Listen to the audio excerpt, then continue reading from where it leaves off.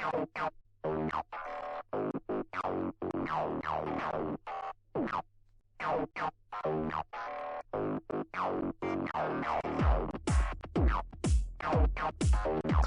I'm Doug, and I play World of Warcraft by Blizzard Entertainment.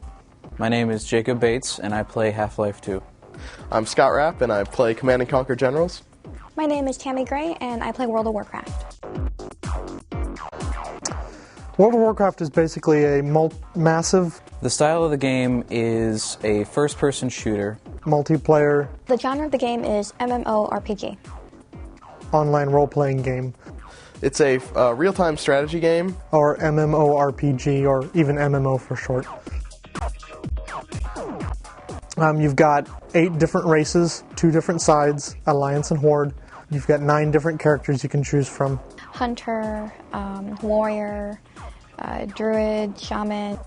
Depending on the type of character you like to play and type of role you like to play, each character class has different strengths and weaknesses for you. I know I'm not very good with the Chinese because I have a slow start with them, and with the GLA I can blitz people, and with the Americans I have a good defense right off the bat.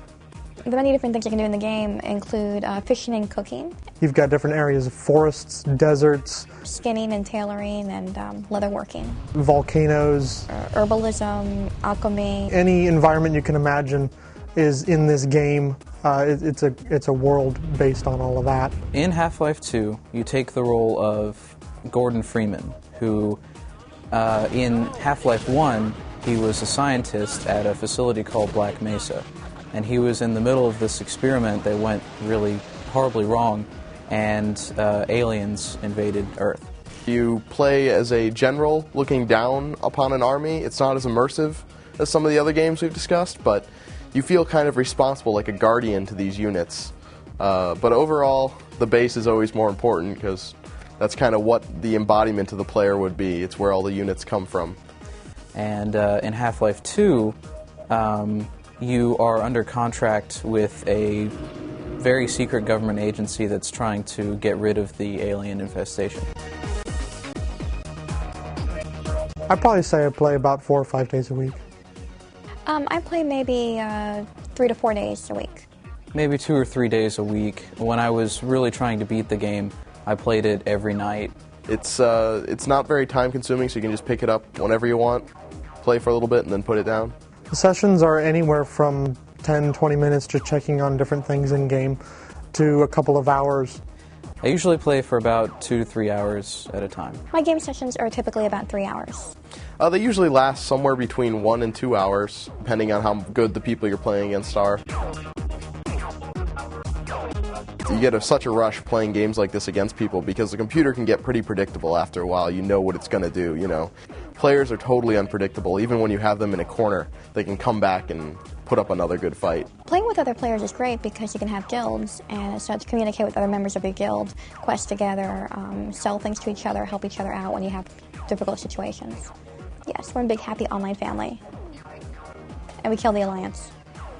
Also, in Half-Life 2 Deathmatch, you have the interesting dynamic of being able to pick up a toilet or any other object with the gravity gun and shoot it at an enemy and actually kill them with an object that you just pick up off the ground. Command & Conquer series is famous for not limiting units. If you can build 500 tanks, you can send all 500 tanks at somebody at once, shooting at each other, air support coming in, all the general abilities like nuclear weapons, particle cannons, fuel bombs for the Americans, just everything coming down on the field. And it can be really intense just to watch all this happen. You see hundreds of units shooting at each other while all this stuff is going on in the background. It's really amazing to watch. Well, normally the Command & Conquer series is a 2D sprite type game. This one they decided to do a full 3D real-time strategy game where they put in lighting effects, and I mean, some of the weapons like the Chinese nuclear missile, when it goes off, it's absolutely beautiful compared to what you're normally used to seeing, and it's absolutely wonderful to see it just come down, destroy some digital people. In the single-player portion of Half-Life 2, the physics are very interesting and they play a big role in the storyline. This one part, for example, there's a ramp that you need it to be up so that you can get onto this ledge. But and the only thing around there are floating barrels, and there's water underneath the ramp. So you need to take the floating barrels and put them under there to lift the ramp up. So it's puzzle solving like that that really makes the game interesting.